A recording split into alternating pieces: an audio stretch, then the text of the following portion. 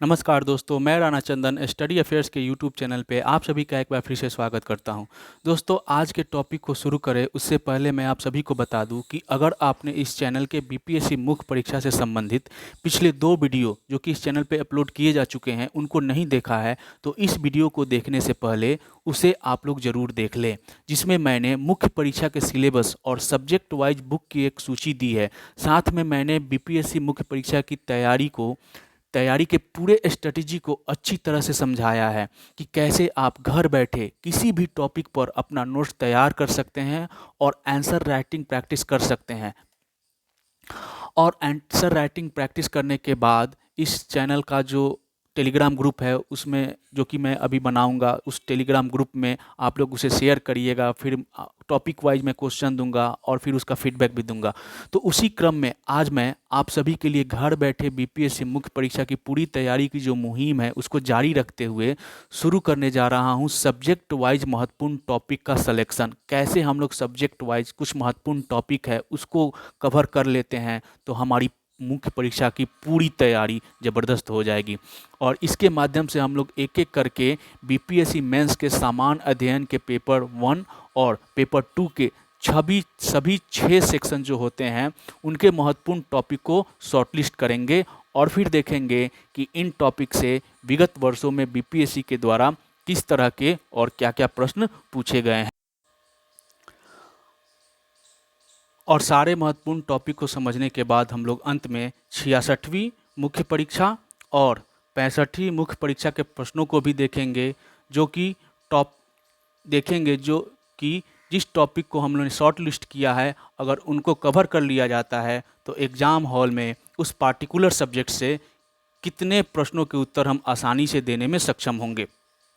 ठीक है दोस्तों, क्योंकि दोस्तों मैंने पिछले वीडियो में भी आप सभी को बताया था कि बीपीएससी मुख्य परीक्षा में प्रीवियस ईयर के प्रश्न रिपीट होते हैं और सबसे ज़्यादा हिस्ट्री और पॉलिटी के प्रश्न रिपीट होते हैं। तो दोस्तों आज हम लोग जिस सब्जेक्ट की चर्चा करने जा रहे हैं वो है बीपीएससी मुख्य परीक्षा के सामान्य अध्ययन का प्रश्न पत्र 1 का पहला सेक्शन इतिहास, जो कि होता है आधुनिक भारत का इतिहास और कला एवं संस्कृति, ये भी बिहार के संदर्भ में।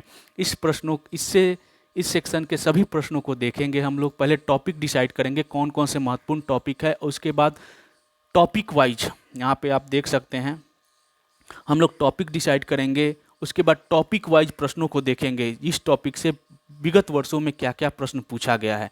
तो अंत तक दोस्तों बने रहिएगा। और दोस्तों ये वीडियो आपके बीपीएससी मुख्य परीक्षा 60वीं मुख्य परीक्षा के साथ साथ जो सीडीपीओ की मुख्य परीक्षा होने वाली है उसके लिए भी काफ़ी महत्वपूर्ण होने वाला है, क्योंकि जीएस पेपर दोनों के लगभग सेम होते हैं और यही प्रश्न उसके लिए भी महत्वपूर्ण होंगे। तो आप अंत तक बने रहिएगा। तो इस टॉपिक को आपको पता होगा दोस्तों कि जीएस पेपर 1 के पहले सेक्शन यानी हिस्ट्री से 6 प्रश्न पूछे जाते हैं, उनमें से 3 प्रश्नों का उत्तर देना होता है। तो हम लोग जो इस टॉपिक से, इस इतिहास वाले सेक्शन से कुछ टॉपिक्स को कवर किए हैं, वो 6 टॉपिक है जिन्हें आप पे काम करना है।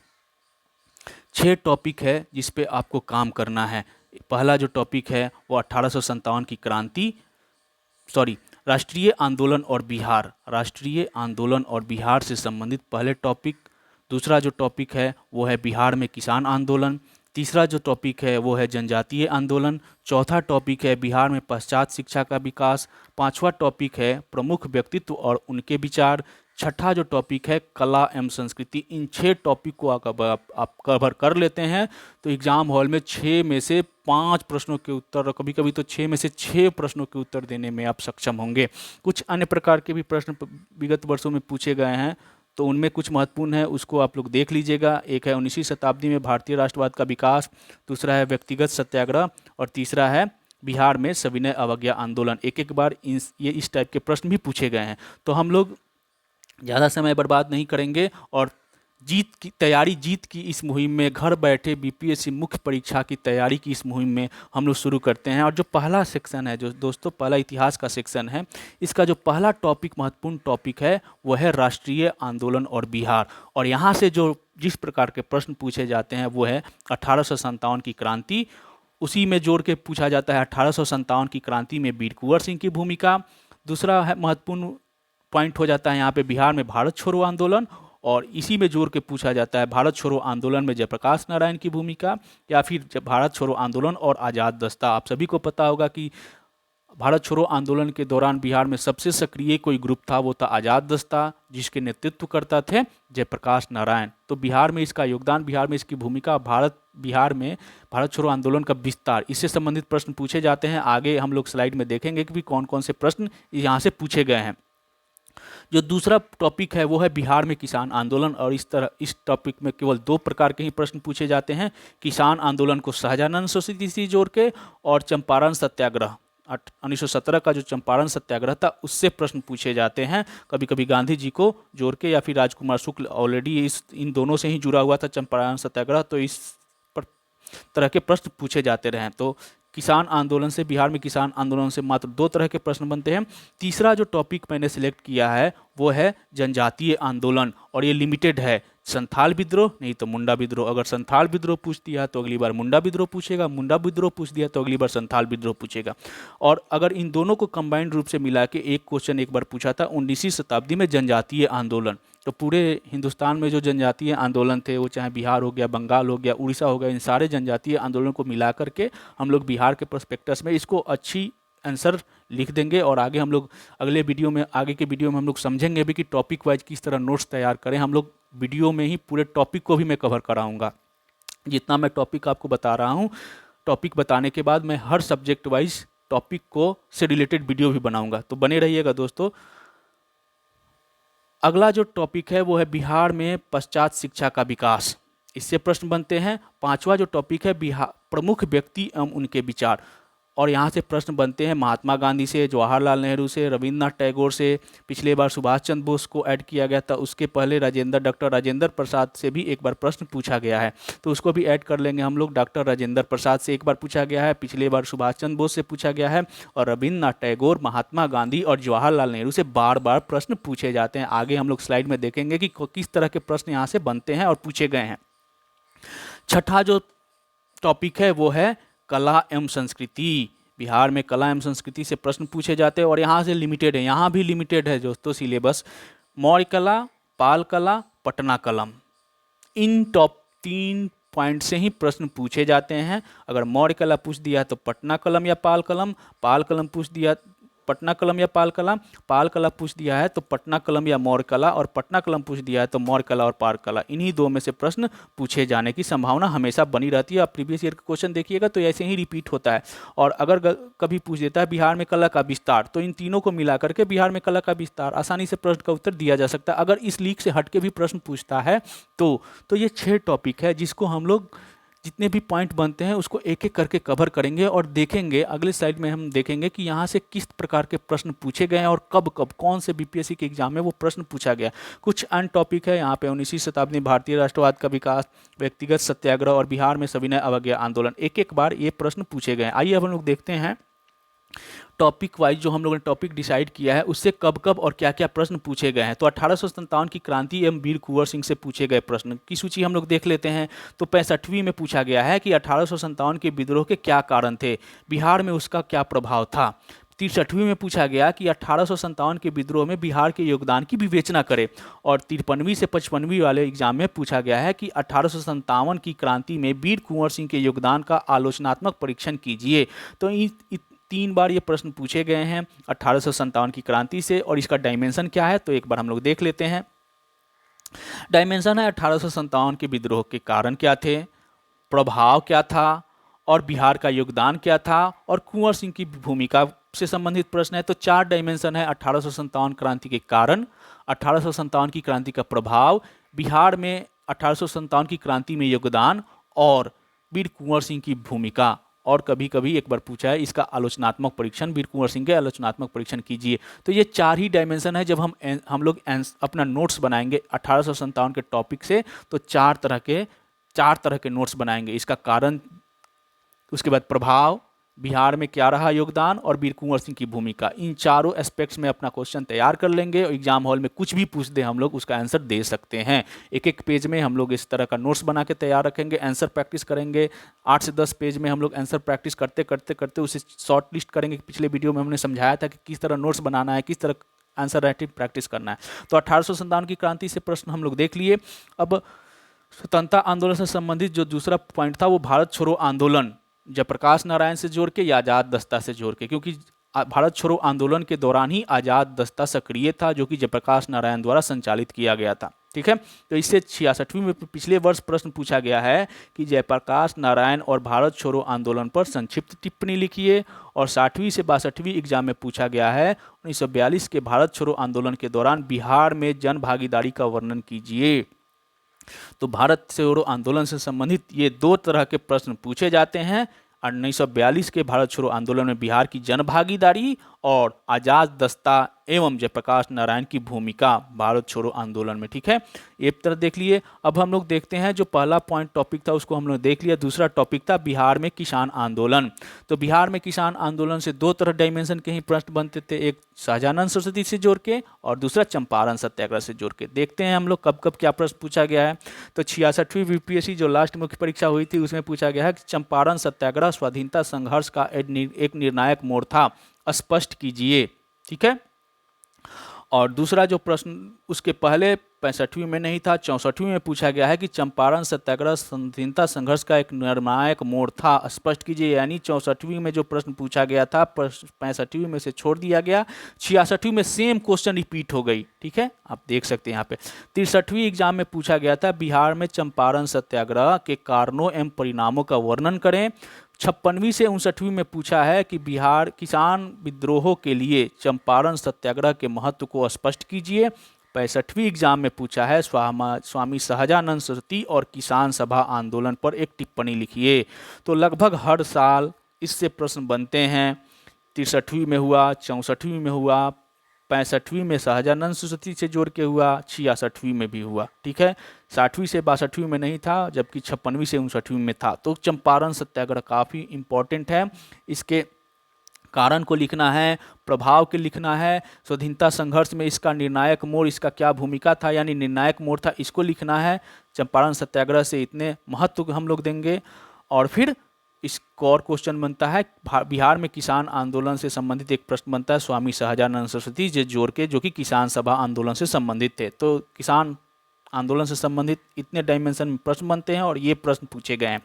अगला जो टॉपिक था वो जनजातीय आंदोलन था। तीसरा जो टॉपिक था हम लोगों ने देखा था कि जनजातीय आंदोलन था, और जनजातीय आंदोलन में दो आंदोलन था, संथाल विद्रोह और बिरसा आंदोलन। इन्हीं दोनों से प्रश्न बार बार पूछे जाते हैं। हम लोग यहाँ पे देखेंगे 66वीं में पूछा है संथाल विद्रोह के कारण क्या थे, उसकी गति और उसके परिणाम क्या थे। 63वीं में पूछा गया है बिहार में संथाल विद्रोह के कारणों एवं परिणामों का मूल्यांकन करिए। 56वीं से 59वीं में था बिहार विद्रोह के मुख्य कारणों का विवरण दीजिए, संथाल विद्रोह के मुख्य कारणों का विवरण दीजिए, उनके क्या प्रभाव हुए उस पर लिखना है। हाँ, ये गलती से डबल क्वेश्चन रिपीट हो गया है। तो 3 बार प्रश्न पूछा गया है संथाल विद्रोह से। बिरसा मुंडा से प्रश्न पूछा गया है। पिछले बार दोस्तों बिरसा मुंडा से प्रश्न था कि बिरसा आंदोलन की विशेषताओं की समीक्षा कीजिए। पिछले साल संथाल विद्रोह से भी प्रश्न था और बिरसा से भी प्रश्न था। तो इन दोनों प्रश्न महत्वपूर्ण हो जाते हैं, दोनों ही प्रश्न देख के जाना होगा। और यहाँ 66वीं नहीं होगा, कोई दूसरा साल है, गलती से 66 रिपीट हो गया। दूसरे बिरसा आंदोलन से जो दूसरा टॉपिक, दूसरे तरह का जो प्रश्न बनता है वो है बिरसा आंदोलन का आधारभूत उद्देश्य था आंतरिक शुद्धिकरण तथा विदेशी शासन की समाप्ति की इच्छा, इसको स्पष्ट करना है। तो बिरसा आंदोलन जब हम लोग पढ़ेंगे ना तो इस पूरे डायमेंशन को अच्छी तरह हम लोग डील करेंगे और फिर देखेंगे कि किस तरह के इसके प्रश्नों के उत्तर हम लोग दे सकते हैं। और एक था दोनों आंदोलन से जोड़ के कि 19वीं शताब्दी में जनजातीय आंदोलन से पूछा गया प्रश्न। इससे प्रश्न जनजातीय आंदोलन से जो प्रश्न बनता है वो है 64वीं में पूछा गया था उपयुक्त उदाहरण सहित 19वीं सदी के जनजातीय प्रतिरोध की विशेषताओं की समीक्षा कीजिए तथा उनकी असफलताओं का कारण बताइए। तो पिछला बार 66वीं में संथाल और बिरसा दोनों ही प्रश्न पूछ दिया गया है, तो शायद कंबाइंड रूप से पूछे कि 19वीं शताब्दी के जनजातीय प्रतिरोध की विशेषताओं की समीक्षा कीजिए। तो बिहार, बंगाल, उड़ीसा में जो जनजातीय विद्रोह हुए थे उसको कंबाइंड रूप से लिखना है, 19वीं शताब्दी में जो विद्रोह हुए थे। और फिर उसमें बिरसा और संथाल विद्रोह का भी मूल्यांकन करके अपने उत्तर को इंड करना है। तो यहाँ से प्रश्न इस टाइप के बनते हैं। 63वीं पीएससी में एक बार पूछ दिया था कि बिहार में दलित आंदोलन पर संक्षिप्त टिप्पणी लिखिए। ठीक है, अब हम लोग आगे बढ़ते हैं। जो चौथा हम लोग का टॉपिक था वो है बिहार में पाश्चात्य शिक्षा, और इससे एक ही प्रकार के प्रश्न बनते हैं। 1858 से 1914 के दौरान बिहार में पाश्चात्य शिक्षा के संप्रसार का वर्णन करें। 63वीं में पूछा था बिहार में सन 1857 से 1947 तक पश्चात शिक्षा के विकास की विवेचना करें। और 60वीं से 62वीं में पूछा है बिहार में 1813 से 1947 तक पश्चात शिक्षा का वर्णन कीजिए या विवेचना कीजिए। ठीक है दोस्तों, तो ये यहाँ से प्रश्न बनने की उम्मीद, जो भी हम टॉपिक बता रहे हैं वो इम्पॉर्टेंट है। इन सारे प्रश्नों को आप लोग देखना होगा। हम लोग इस टॉपिक पे अच्छी तरह तैयारी करेंगे जिससे कि हमारी तैयारी काफ़ी कंप्लीट हो जाए। परीक्षा में हम 6 के 6 प्रश्नों के उत्तर देने में सक्षम हो सके, ऐसी तैयारी करनी है। अगला जो पांचवा जो हम लोग का टॉपिक था वो कुछ महत्वपूर्ण व्यक्ति और उनके विचार से संबंधित था। तो सबसे पहले थे महात्मा गांधी, और यहाँ से हर साल प्रश्न पूछा जाता है दोस्तों। देखिए आप, 60वीं से 62वीं में पूछा गया है, 63वीं में पूछा गया है, 64वीं में केवल नहीं पूछा गया, 65वीं में पूछा गया है, 66वीं में पूछा गया है। यानी पिछले 5 वर्षों में 4 बार यह गांधी जी रिपीट हुए हैं। तो कैसे प्रश्न पूछे जाते हैं? तो सत्याग्रह पर गांधी जी के विचार पर संक्षिप्त टिप्पणी लिखिए। जाति और धर्म पर गांधी जी के विचार पर संक्षिप्त टिप्पणी लिखिए। गांधी जी के सांस्कृतिक एवं सामाजिक एवं सांस्कृतिक विचारों की महत्ता का वर्णन कीजिए। और गांधी जी की रहस्यात्मकता में मौलिक विचारों का दांव पेचों की सहज प्रवृत्ति और लोक चेतना में अनोखी पैठ के साथ अनोखा मेल शामिल है, व्याख्या कीजिए। तो इस तरह के प्रश्न गांधी जी से पूछे जाते हैं। जब हम लोग वीडियो में गांधी जी वाले चैप्टर को देखेंगे तो इसके सारे डायमेंशन को क्लियर करेंगे। आज के वीडियो में बस ये देखते हैं कि किस तरह के प्रश्न बन सकते हैं, डायमेंशन क्या क्या हो सकता है। दूसरे जो महत्वपूर्ण व्यक्ति थे वो जवाहरलाल नेहरू थे। तो 60वीं से लास्ट ईयर यानी 66वीं में प्रश्न पूछा गया है, 64वीं में पूछा गया है, 60वीं से 62वीं में पूछा गया है, यानी 60वीं 62वीं में पूछा गया, 63वीं में नहीं पूछा गया, फिर 64वीं में पूछा गया, 65वीं में नहीं पूछा गया, फिर 66वीं में पूछा गया। तो इस बार शायद जवाहरलाल नेहरू से ना पूछे, गांधी जी से ही पूछे। तो इसमें क्या प्रश्न है? तो सांप्रदायिकता और धर्मनिरपेक्षता पर नेहरू जी के विचार की विवेचना कीजिए। अगला प्रश्न था नेहरू और धर्मनिरपेक्ष पर संक्षिप्त टिप्पणी लिखिए। 60वीं से 62वीं में पूछा था जवाहरलाल नेहरू की विदेश नीति के प्रमुख लक्षणों का परीक्षण कीजिए। तो जवाहरलाल नेहरू से जो प्रश्न पूछे जाते हैं, जो डायमेंशन बनता है यही कि जवाहरलाल नेहरू की धर्मनिरपेक्षता और जवाहरलाल नेहरू के विदेश नीति, इन पर विवेचना या इनके लक्षणों पर क्वेश्चन बनते हैं। तो इन दोनों एस्पेक्ट्स को हम लोग देखेंगे आगे आने वाले वीडियो में। तीसरे जो महत्वपूर्ण व्यक्ति थे वो रविंद्रनाथ टैगोर थे, और इनसे 2 बार प्रश्न पूछा गया है, 48वीं से 52वीं बीपीएससी के मुख्य परीक्षा में और 60वीं से 62वीं मुख्य परीक्षा में। और क्या प्रश्न पूछा गया है? तो पिछला बार 60वीं से 62वीं में जो प्रश्न पूछा गया था वो है बंगाल साहित्य तथा संगीत में रविंद्रनाथ टैगोर के योगदान का मूल्यांकन कीजिए। और लास्ट जो प्रश्न पूछा था 48वीं से 52वीं में वो था रविंद्रनाथ टैगोर के सामाजिक एवं सांस्कृतिक विचारों की महत्ता का वर्णन कीजिए। अगले जो महत्वपूर्ण व्यक्ति थे, जो पिछले बार प्रश्न भी पूछा गया है यहाँ से, सुभाष चंद्र बोस और आईएनए। ये जोड़ के 66वीं में पूछा गया था कि सुभाष चंद्र बोस और आईएनए पर संक्षिप्त टिप्पणी लिखे। एक महत्वपूर्ण व्यक्ति हैं बिहार के, उनसे प्रश्न बन सकता है। एक बार पूछा भी गया है डॉक्टर राजेंद्र प्रसाद, तो इनसे भी प्रश्न बनता है, एक बार पूछा गया है। उसके भी प्रश्नों को, प्रीवियस ईयर के आंसर को हम लोग देखेंगे कि वहाँ से कैसे कैसे प्रश्न बनते हैं। गलती से मुझसे वो प्रश्न छूट गया है। अगला जो छठा जो टॉपिक था वो था कला एवं संस्कृति। और कला एवं संस्कृति से जो 3 टॉपिक थे वो हम लोग डिसाइड किए थे, जहाँ से प्रश्न बने गए थे, जो सिलेबस के अनुसार पाल कला, मौर्य कला और पटना कलम शैली। इन्हीं तीनों में से रिपीट करके प्रश्न पूछा जाता है। अगर पाल कला इस बार पूछा है, 66वीं में जो पूछा होगा उससे छोड़ के बाकी 2 को तैयार करना है। तो पाल कला जो 65वीं में पूछा था, 66वीं में नहीं पूछा है, तो एक संभावना बनेगी कि पाल कला को आप लोग देख लीजिएगा। पाल कला से 65वीं में जो प्रश्न पूछा था वो है पाल कला तथा भवन निर्माण कला। ये भवन निर्माण कला को ही स्थापत्य कला भी बोलते हैं। तो पाल कला तथा भवन निर्माण कला की विशेषताओं को स्पष्ट कीजिए तथा बौद्ध धर्म के साथ उनके संबंधों पर भी प्रकाश डालिए। 44वीं बीपीएससी में पूछा था पाल कालीन स्थापत्य कला एवं मूर्ति कला की मुख्य विशेषता बताइए। और 43वीं में पूछा था कि पाल कला की प्रमुख विशेषताओं का आलोचनात्मक परीक्षण कीजिए। तो पाल कला की प्रमुख विशेषताओं को बतलाना है और एक बार पूछा है उसका आलोचनात्मक परीक्षण कीजिए। तो इस प्रकार के प्रश्नों को डायमेंशन बनता है यहाँ पे। दूसरा जो कला एवं संस्कृति से टॉपिक था वो था मौर्य कला। तो यहाँ से देखते हैं कब कब प्रश्न पूछा गया। 44वीं में पूछा गया, 47वीं में पूछा गया, 53वीं में पूछा गया है, 62वीं में पूछा गया, 64वीं में पूछा गया है। तो 65वीं 66वीं में नहीं पूछा है, तो 67वीं में इसकी भी संभावना बनती है। लास्ट 64वीं में जो प्रश्न पूछा था वो है मौर्य कला तथा भवन निर्माण कला की विशेषताओं को स्पष्ट कीजिए तथा बौद्ध धर्म के साथ उनके संबंधों पर भी प्रकाश डालिए। 60वीं से 62वीं में पूछा है कि मौर्य कला पर प्रकाश डालिए तथा बिहार में इसके प्रभाव का विश्लेषण कीजिए। 53वीं में पूछा है कि मौर्य कला की प्रमुख विशेषताओं का विवेचना कीजिए। 47वीं में पूछा है मौर्य कला एवं स्थापत्य कला की प्रमुख विशेषताओं का विश्लेषण कीजिए। और 44वीं में पूछा है कि मौर्य कला की प्रमुख विशेषताओं का आलोचनात्मक परीक्षण कीजिए। तो इतने तरह के क्वेश्चन को देखने के बाद यही पता चलता है कि मौर्य कला के भवन निर्माण, स्थापत्य कला और उनकी विशेषताओं का वर्णन करना है, उसके प्रभाव का भी वर्णन करना है और बौद्ध धर्म से जोड़ के भी प्रश्न पूछे हैं। तो जब हम लोग बौद्ध मौर्य कला को कवर करेंगे अपने वीडियो में, तो इन सारे डायमेंशन को अच्छी तरह टच करेंगे। अपना टॉपिक, इस टॉपिक पे अपना नोट तैयार करेंगे, वीडियो के माध्यम से मैं आपको बताऊंगा और इन सारे प्रश्नों के उत्तर को भी हम लोग सॉल्व करेंगे। तीसरा जो पॉइंट था कला एवं संस्कृति में वो था पटना कलम। तो पटना कलम से पिछली बार प्रश्न पूछा गया है। पटना कलम चित्रकला की प्रमुख विशेषताओं को स्पष्ट कीजिए। यहाँ पे कब कब पूछा है, तो 45वीं में पूछा गया, 48वीं में पूछा गया, 56वीं में पूछा गया, 63वीं में पूछा गया और 66वीं में पूछा गया। यानी एक एक साल बीच करके ये हमेशा पूछता रहा है।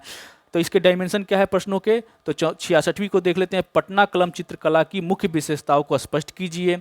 63वीं में क्या प्रश्न था, पटना कलम चित्रकला की शैली की मुख्य विशेषताओं का परीक्षण कीजिए। 56वीं से 59वीं में था पटना कलम चित्रकारी की प्रमुख विशेषताओं का वर्णन कीजिए। 48वीं में प्रश्न था पटना कलम चित्रकला शैली की मुख्य विशेषताओं का विवेचना कीजिए। और 45वीं में प्रश्न था पटना कलम चित्रकला की प्रमुख विशेषताओं का विवेचना कीजिए। तो इनकी प्रमुख विशेषताओं पे ही सारे बार प्रश्न पूछे गए हैं, तो हम लोग इसको अच्छी तरह कवर कर लेंगे। कुछ अन्य प्रश्न भी पूछे गए हैं दोस्तों, जो कि एक एक बार पूछे गए हैं। 65वीं में पूछा गया था बिहार में दलित आंदोलन पर संक्षिप्त टिप्पणी लिखिए। 64वीं में लिखा था 19वीं सदी के उत्तरार्ध में भारतीय राष्ट्रवाद के विकास की आलोचनात्मक समीक्षा कीजिए। और 53वीं में एक बार पूछा गया है कि 1940-41 के व्यक्तिगत सत्याग्रह में बिहार के योगदान का वर्णन कीजिए। तो जो मैंने 6 टॉपिक से महत्वपूर्ण जो पॉइंट बताए हैं, अगर उनको आप कवर कर लेते हैं तो आप 100% सिक्योर हो जाते हैं कि आप 6 में से कम 5 प्रश्नों के तो उत्तर जरूर जानते होंगे।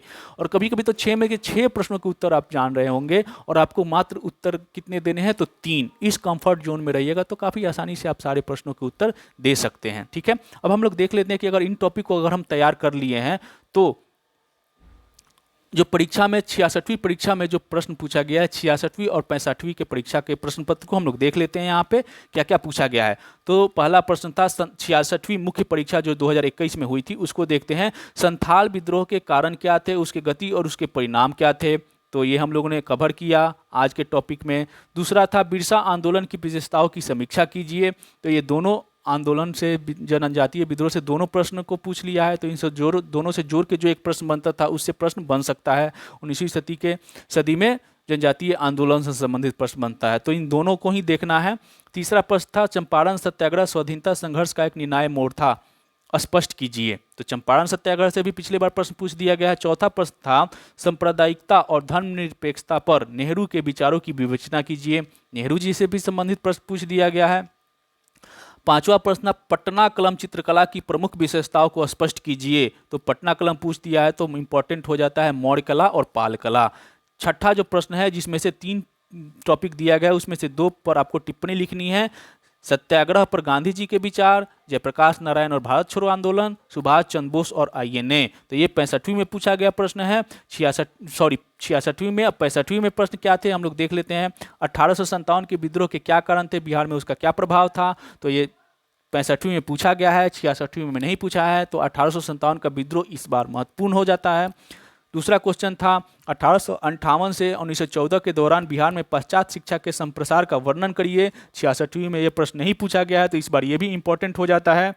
स्वामी सहजानंद सती और किसान सभा आंदोलन पर संक्षिप्त टिप्पणी लिखिए। चौथा प्रश्न था राम मनोहर लोहिया और जयप्रकाश नारायण के सामाजिक और आर्थिक चिंतन की व्याख्या करिए। पांचवा प्रश्न है पाल कला तथा भवन निर्माण कला की विशेषताओं को स्पष्ट कीजिए तथा बौद्ध धर्म के साथ उनके संबंध पर भी प्रकाश डालिए। छठा प्रश्न जो टिप्पणी लिखना है उसमें राजेंद्र प्रसाद और राष्ट्रीय आंदोलन से संबंधित टिप्पणी लिखना है। राजेंद्र प्रसाद उनकी राष्ट्रीय आंदोलन में भूमिका से संबंधित प्रश्न पूछा गया था, तो इसको आप लोग कवर कर लीजिएगा। जाति और धर्म पर गांधी जी के विचार से प्रश्न और बिहार में दलित आंदोलन। ये 2 साल के प्रश्न देखने के बाद पता चलता है कि वही जो 6 टॉपिक है और उसके जो महत्वपूर्ण पॉइंट्स हैं उन्हीं प्रश्नों को ही रिपीट करके घुमा घुमा के प्रश्न दिया गया है, तो उससे बाहर नहीं है। आप 6 क्वेश्चन में से आराम से 5 प्रश्नों के उत्तर देने में हमेशा सक्षम होंगे अगर वे 6 टॉपिक को आप कवर कर लेते हैं। तो आज के लिए दोस्तों इतना ही। अगले वीडियो में मैं आपको करेंट अफेयर्स जो जीएस पेपर 1 का जो दूसरा सेक्शन है, राष्ट्रीय और अंतर्राष्ट्रीय घटनाक्रम और अंतर्राष्ट्रीय संबंध, उससे संबंधित प्रीवियस ईयर के प्रश्नों को देखेंगे और फिर एक अपना थॉट डेवलप करेंगे कि कहाँ कहाँ से प्रश्न पूछे जाते रहे हैं, क्या इसका डायमेंशन रहा है, और फिर हम लोग तैयार करेंगे कि कैसे हम लोग इस प्रश्नों के उत्तर कहाँ से बनाए। ये सब हम लोग पता है। फिर हम लोग अच्छी तरह अपनी तैयारी को धार लाने के लिए आने वाले वीडियो में मैं करेंट अफेयर्स की सीरीज भी लाऊंगा मुख्य परीक्षा से संबंधित। ये घर बैठो मुख्य परीक्षा की तैयारी के ही मुहिम के तहत। तो बने रहिएगा दोस्तों। अगला जो वीडियो होगा